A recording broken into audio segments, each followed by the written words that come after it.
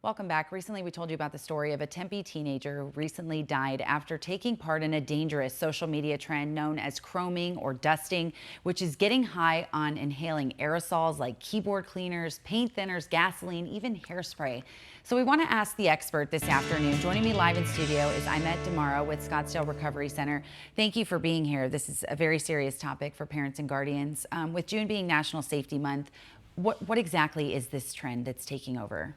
It's more of a, just like the TikTok trends, right? It's something that everyone can get on board with. It's something that friends can, do at a house party or at a sleepover, and then it ends up being something that could be fatal. And I don't think people take that into consideration. And so, how quickly can doing something like this kill somebody, especially a young person? Right, very quickly. I think it doesn't discriminate, doesn't matter on body type. I mean, it's chemistry. Someone can inhale once and it can be fatal. Some can continue on and it won't be fatal until later down the line. And so, what should parents and guardians out there know when it comes to this particular trend? I mean, obviously, you can't necessarily stop your kids from seeing it trending, but what can they do to maybe prevent this from happening under their own roof? I think a big piece of it is preventative measures. Education is a huge piece.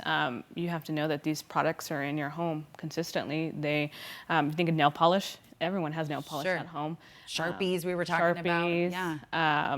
The dust off for your keyboards, for your computers, just dust in general. So certainly it's probably a red flag if, we can get anything delivered to our doorstep these days. So if your kids are maybe ordering some of these products, I mean, that's obviously a red flag. Right. What can parents do to have these conversations to prevent their kids from, a fatal injury? I think a big piece is being aware that these Okay. are in the home and to be careful and also be able to educate their teens and just saying how fatal these can be if they're misused and they are abused. It can be very harmful and dangerous. What's something that you guys do at the Scottsdale Recovery Center to help people who maybe have been down this road before, and that's something that they take to get that cheap high?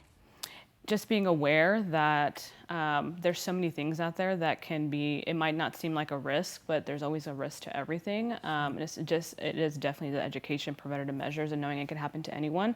And we're not just talking about just street drugs, we're talking about something as simple in your home that can kill you. Right, something easily accessible, Right. and as we said, inexpensive. Imet Damara, thank you so much for being here. We appreciate you spreading awareness about this trend. We do have an hour more of news heading your way, including a last-ditch